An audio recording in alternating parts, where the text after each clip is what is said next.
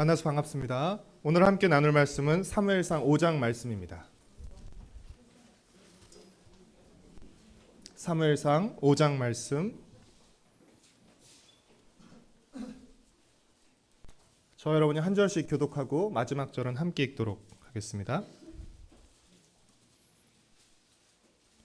블레셋 사람들이 하나님의 궤를 빼앗아 가지고 에벤에셀에서부터 아스돗에 이르니라.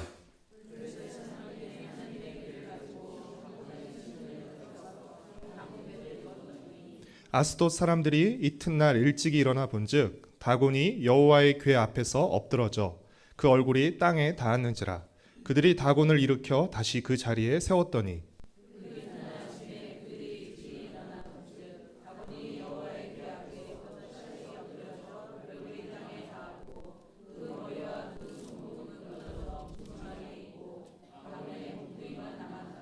그러므로 다곤의 제사장들이나 다곤의 신전에 들어가는 자는 오늘까지 아스돗에 있는 다곤의 문지방을 밟지 아니하더라.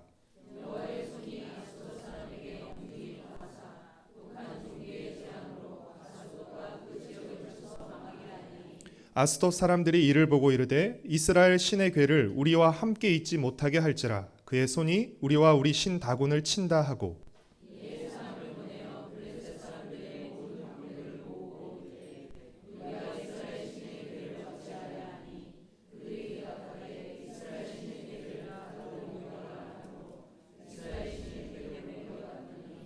그것을 옮겨간 후에 여호와의 손이 심히 큰 환란을 그 성읍에 더하사 성읍 사람들의 작은 자와 큰 자를 다 쳐서 독한 종기가 나게 하신지라.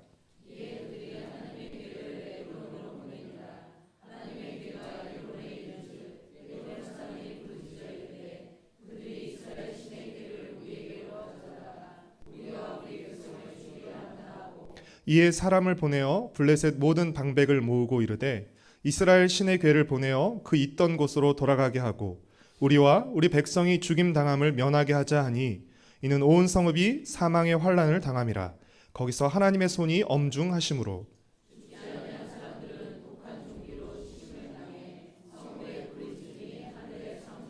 6장 1절까지 함께 읽겠습니다. 여호와의 궤가 블레셋 사람들의 지방에 있은지 7달이라. 아멘. 여러분은 혹시 우리 교회 주소를 아시나요? 송파구 사막사로 11. 그러면 집원 주소는 아시나요? 네, 송파구 삼전동 172-1입니다. 우리 교회가 있는 삼전동이라는 동네 이름은 세 가지 유래가 있는데요. 그 중에 하나는 나루를 관리하던 서울 근교의 5개의 진 중 하나였던 삼전도라는 이름에서 비롯된 것입니다. 1673년 1월 30일 우리나라 역사에서 가장 치욕스러웠던 사건이 삼전도에서 일어나게 되는데 어떤 사건이죠?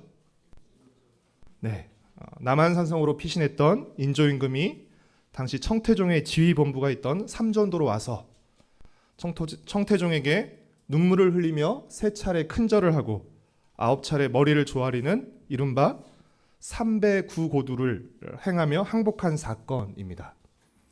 이 치욕스러운 사건을 일컬어서 우리는 삼전도의 굴욕이라고 부릅니다. 지난간에 살펴보았던 사무엘상 4장의 내용을 3마디로 줄이라고 한다면 이스라엘의 패배와 굴욕입니다. 청태종이 병자호란에서 승리한 후 우리나라의 세자와 왕자들을 인질로 끌고 간 것처럼 이스라엘과의 전쟁에서 승리한 블레셋은 하나님의 궤, 즉 언약궤를 본국으로 끌고 갔습니다. 그렇다면 블레셋은 왜 하나님의 궤를 가져간 것일까요? 그리고 그들은 하나님의 궤를 어디로 가져갔습니까? 당시에는 한 민족이나 나라의 힘은 그 민족과 나라가 믿는 신의 힘과 비례한다고 여겼습니다. 그래서 이 나라끼리의 전쟁은 그들이 믿는 신의 대리전이라고 여겼습니다. 그래서 다른 민족이나 나라가 서로 싸워서 승리하면 상대방이 믿는 신상을 가져와서 자기들이 섬기는 그 신의 신전에 가져다 놓았습니다.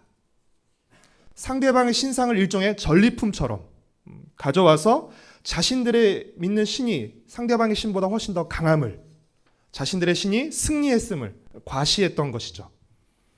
그런 맥락에서 블레셋은 하나님의 궤, 즉 언약궤를 블레셋으로 가져간 것입니다. 그렇다면 하필이면 블레셋은 왜 언약궤를 가져간 것일까요? 첫 번째, 이스라엘이 전쟁터에 언약궤를 가지고 나와서 싸우기 때문입니다. 그렇죠? 두 번째, 이스라엘에는 신상이 없기 때문입니다. 왜냐하면 하나님은 하나님을 형상화하는 어떤 형상도 만들지 못하도록 명령하셨습니다. 그러니까 이스라엘은 유독 신상이 없는 것이죠. 그리고 하나님의 임재를 상징하는 물건이 뭐였죠? 언약궤였죠. 그러니까 하나님의 신상을 대신하는 물건으로 언약궤를 가져간 것입니다. 마치 전쟁 후에 승리한 장수가 패배한 장수를 포로로 끌고 가는 것처럼 이스라엘의 신인 하나님을 상징하는 이 언약궤를 포로로 끌고 간 것입니다. 그러나 지난주에도 잠깐 말씀드렸듯이 우리말 성경에는 하나님의 궤가 빼앗겼다라고 표현하고 있지만 히브리어 성경에는 하나님의 궤가 스스로 블레셋 땅으로 간 것처럼 묘사하고 있습니다. 이는 하나님이 다곤 신보다 힘이 약해서 패한 것도 아니고 또 포로로 끌려간 것도 아니라는 것을 의미하는 것입니다. 하나님이 힘이 약해서 포로로 끌려가신 것이 아니라 하나님이 어떤 목적을 가지고 스스로 블레셋에 가신 거라는 사실을 의미하는 것입니다. 전쟁에서 이기고 한껏 고조된 블레셋 사람들은 하나님의 궤를 어디로 가져갔습니까? 그들이 믿는 다곤 신상이 있는 다곤 신전으로 가져갔습니다. 5장 2절 말씀을 같이 읽겠습니다. 블레셋 사람들이 하나님의 궤를 가지고 다곤의 신전에 들어가서 다곤 곁에 두었더니, 블레셋 사람들은 하나님의 궤, 언약궤를 아스돗에 있는 다곤 신전으로 가져가서 다곤 신상 곁에 두었습니다. 성경에 기록되어 있지는 않지만 블레셋 사람들은 이 하나님의 궤가 다곤 신전 안에 들어오고 다곤 신상 곁에 놓일 때 아마 소리쳐 환호했을 것입니다. 그렇죠? 다곤 이러면서, 그렇죠? 우리 신이 이겼다 막 이렇게 큰 소리 쳤을 것입니다.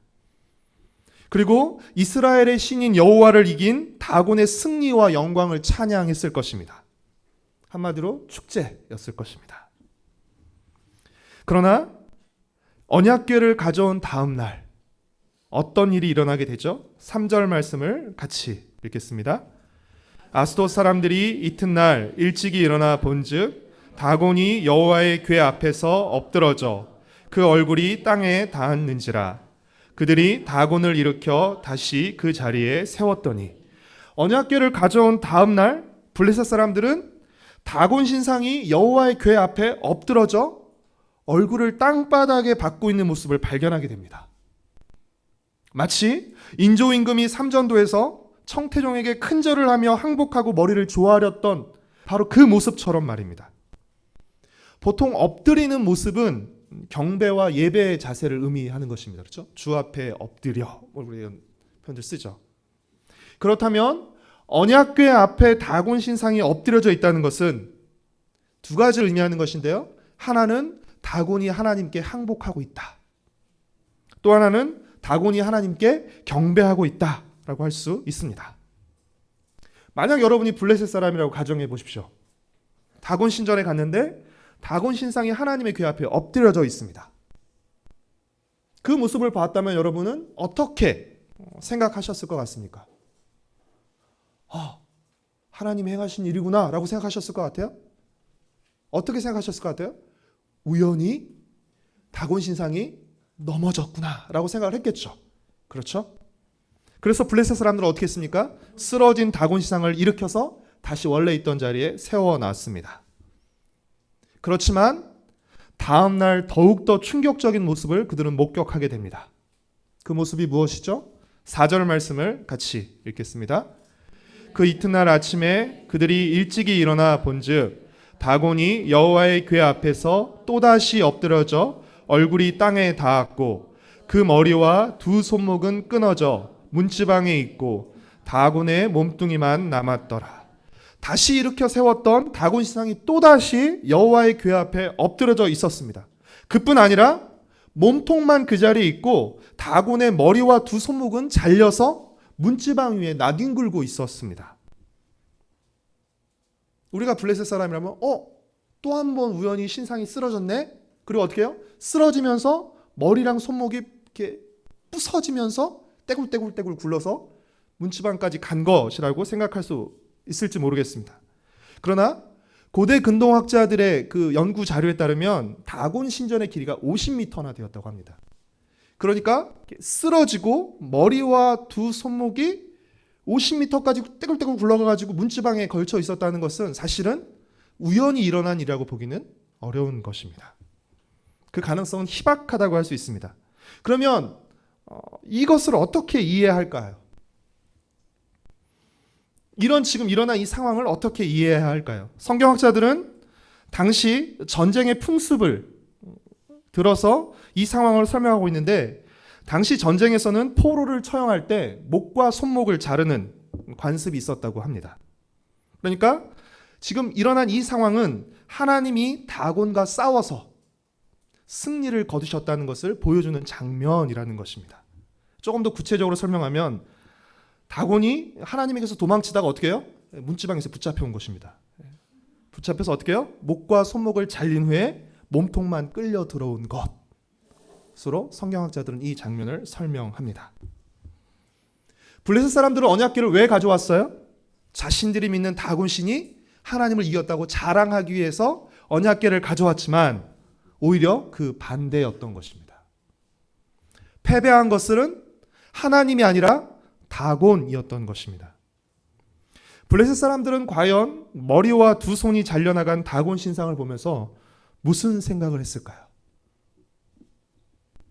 그때부터 블레셋 사람들에게는 새로운 풍습이 하나 생겼습니다. 그것이 무엇이죠? 5절 말씀을 같이 읽겠습니다. 그러므로 다곤의 제사장들이나 다곤의 신전에 들어가는 자는 오늘까지 아스돗에 있는 다곤의 문지방을 밟지 아니하더라. 그렇죠? 다곤의 목과 다곤의 두 손목이 그렇죠? 문지방에 걸터 앉아 있었기 때문에 문지방을 밟지 않고 가는 풍습이 생긴 것입니다. 블레셋의 신인 다곤과 싸우신 하나님은 이제 블레셋 사람들과도 싸우기 시작하십니다. 6절 말씀을 함께 읽겠습니다. 여호와의 손이 아스돗 사람에게 엄중히 더하사 독한 종기의 재앙으로 아스돗과 그 지역을 쳐서 망하게 하니. 여러분, 6절에서 우리가 주목해야 하는 한 단어가 있습니다. 그 단어는 어떤 단어일까요? 네, 바로 손이라는 단어입니다. 왜 그렇죠? 다곤은 두 손이 잘려서 없지만 하나님은 강한 손으로 아스돗 사람들을 치시는 것입니다. 아스돗에 임한 독한 종기의 재앙은 우연히 발생한 전염병이 아니라 하나님의 강한 손으로 그들을 친 결과였습니다. 그리고 아스돗 사람들도 이 사실을 알고 있었습니다. 7절 말씀을 함께 읽겠습니다. 아스돗 사람들이 이를 보고 이르되 이스라엘 신의 궤를 우리와 함께 있지 못하게 할지라 그의 손이 우리와 우리 신 다곤을 친다 하고. 그래서 블레셋 방백들이 모여서 회의합니다. 회의를 한 후 하나님의 궤를 가드로 옮깁니다. 블레셋의 또 다른 주요 도시인 가드로 옮기는데요, 가드에서도 똑같은 일이 발생합니다. 8절과 9절 말씀을 같이 읽겠습니다. 이에 사람을 보내어 블레셋 사람들의 모든 방백을 모으고 이르되 우리가 이스라엘 신의 궤를 어찌하랴. 그들이 대답하되 이스라엘 신의 궤를 가드로 옮겨 가라 하므로 이스라엘 신의 궤를 옮겨 갔더니 그것을 옮겨 간 후에 여호와의 손이 심히 큰 환난을 그 성읍에 더하사 성읍 사람들의 작은 자와 큰 자를 다 쳐서 독한 종기가 나게 하신지라. 그들이 그 상황에서 할 수 있는 건 또 무엇이었습니까? 다시 한번 하나님의 궤를 다른 도시로 옮기는 것이었습니다. 다른 도시인 에그론으로 하나님의 궤를 옮기지만 에그론에서도 똑같은 일이 일어납니다. 여러분, 이는 무엇을 의미하죠? 이 재앙이 결코 우연이 아니라는 것입니다. 이 재앙은 우연히 일어난 일이 아니라 하나님께서 블레셋 사람들을 치신 것을 의미한다는 것입니다. 그러자 에그론 사람들은 어떻게 합니까? 10절 말씀을 같이 읽겠습니다.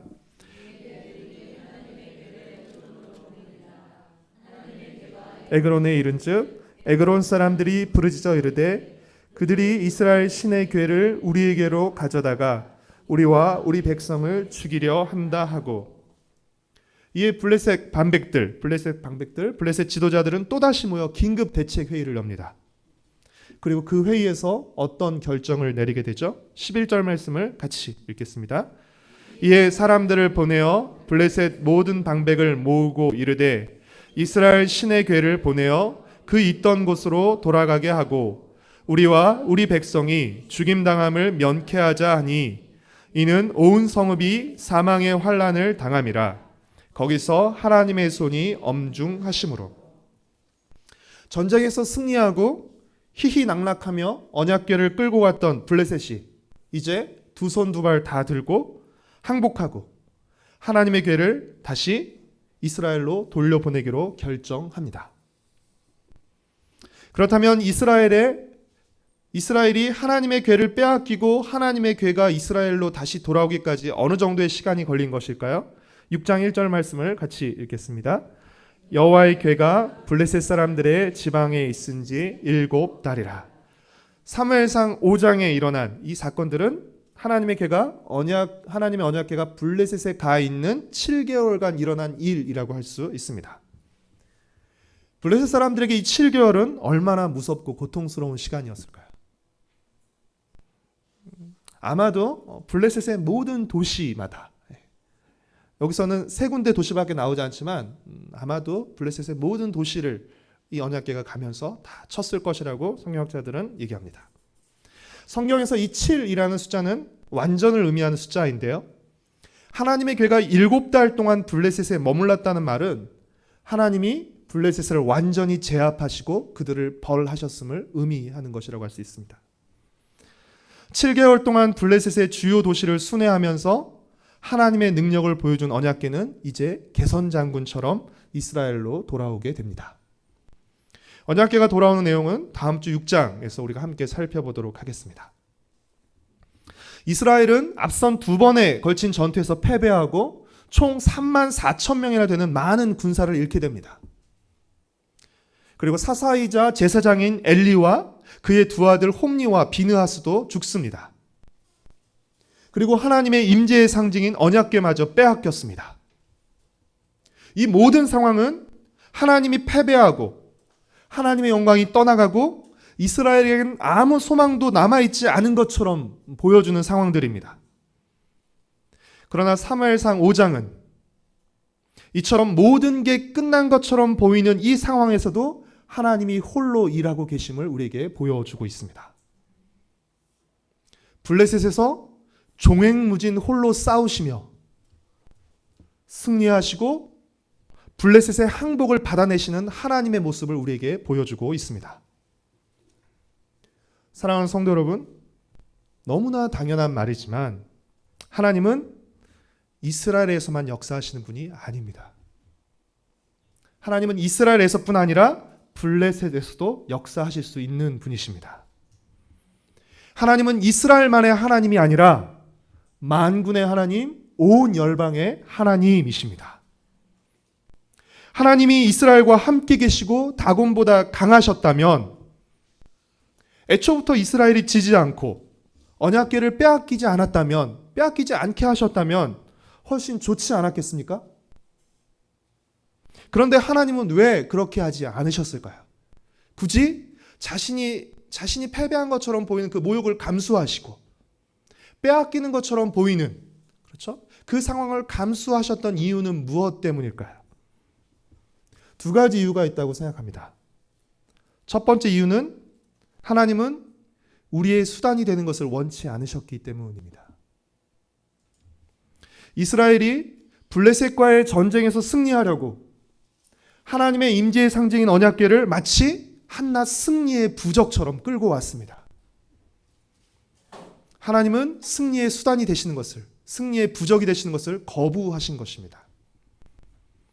지난 시간에도 말씀드렸듯이 우상숭배의 본질은 우리의 목적과 뜻을 이루기 위해서 모든 것을 수단화하고 도구화하는 것입니다. 심지어 하나님마저도.